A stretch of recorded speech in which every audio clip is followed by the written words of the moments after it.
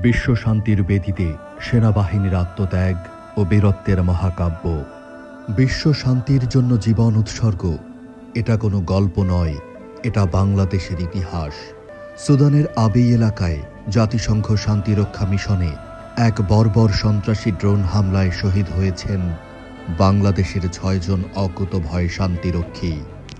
Corporal Mohammad Masud Rana, সৈনিক মোহাম্মদ মমিনুল ইসলাম, সৈনিক শামীম রেজা, সৈনিক Shanto Mondal, mess waiter Mohammad Jahangir Alam, laundry কর্মচারী মোহাম্মদ সবুজ মিয়া। এই বীর সন্তানদের নিথর মরদেহ ফিরে আসছে প্রিয় মাতৃভূমিতে। রাষ্ট্রীয় মর্যাদায় গভীর শ্রদ্ধা ও অশ্রুসিক্ত সম্মানে সম্পন্ন হবে তাঁদের অন্ত্যেষ্টিক্রিয়া। এই হামলায় আহত হন আরও ৮ জন বাংলাদেশি শান্তিরক্ষী। তারা সবাই মানবতার অগ্রসেনা। এই রক্ত কোনো পরাজয়ের নয়, এই রক্ত বিশ্ব শান্তির প্রতিজ্ঞা।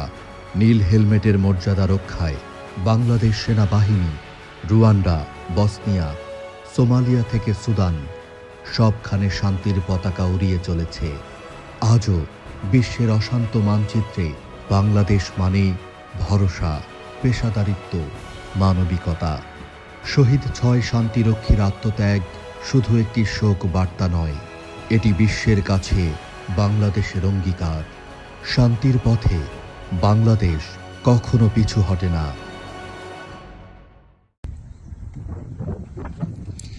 আল্লাহু আকবার।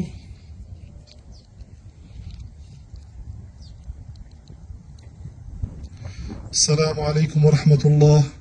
السلام عليكم ورحمة الله وبركاته. أعوذ بالله من الشيطان الرجيم. بسم الله الرحمن الرحيم. يا أيتها النفس المطمئنة ارجعي إلى ربك راضية مرضية فادخلي في عبادي وادخلي جنتي. اللهم اغفر لهم وارحمهم، اللهم اعف عنهم، اللهم اجعل قبرهم روضة من رياض الجنة ولا تجعل قبرهم حفرة من حفر النار. اللهم تقبلهم عندك واجعلهم من المقبولين يا رب العالمين. آمين آمين ونسأل لهم الجنة. الفاتحة.